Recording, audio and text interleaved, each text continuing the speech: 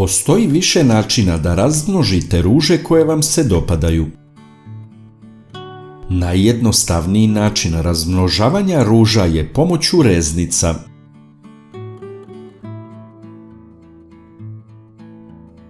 Imam jednu ružu koja bogato cveta i sviđa mi se boja cvetova. Želim da imam više takvih ruža. I komšije su zainteresovane za sadnice. To nije nikakav problem i evo šta ću da uradim.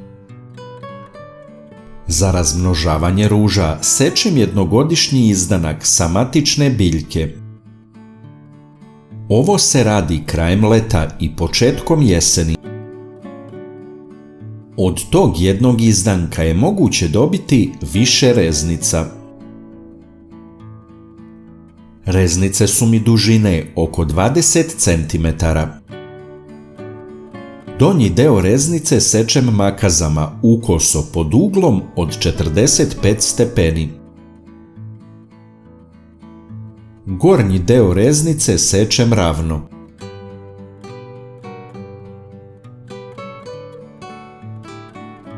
Uklanjam donje listove i trnje.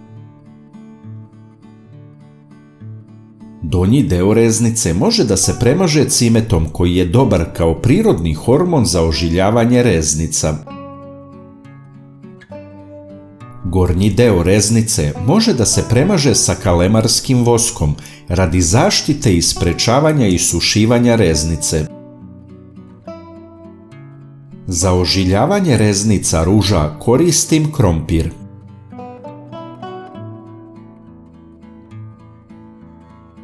Bušim rupu na krompiru koja je približno promera kao što je reznica.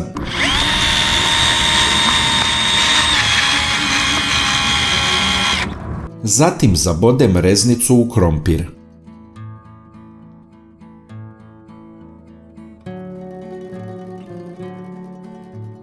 Reznice trebaju biti dovoljno duboko da budu stabilne u krompiru.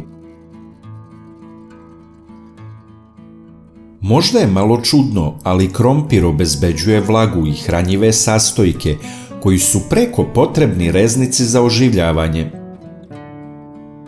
Krompir je nosač za reznicu koji daje podsticaj stvaranju korena i nove biljke. Kopam rupu u zemlji na mestu gde želim da mi raste ruža i sadim reznicu u krompiru.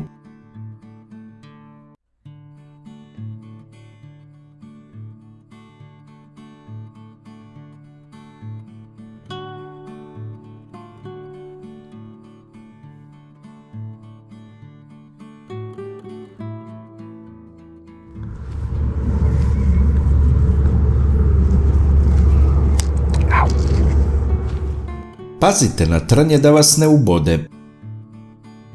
Ja nisam bio dovoljno pažljiv. Inače reznicu možete posaditi i u saksiju ili na nekom drugom mestu, pa kada se ukoreni, naknadno je posaditi u vrt na stalno mesto. Sljedeći korak je da se iseče plastična flaša na odgovarajuću dimenziju i da se pokrije reznica.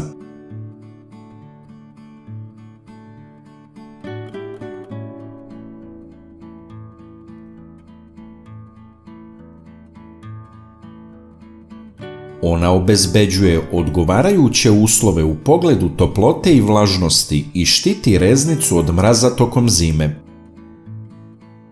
Nešto slično kao da je u plasteniku. U narednom periodu će biti potrebno povremeno zalivanje. Ostavite tako reznicu do proleća da se dobro ukoreni. Ostaje da čekamo.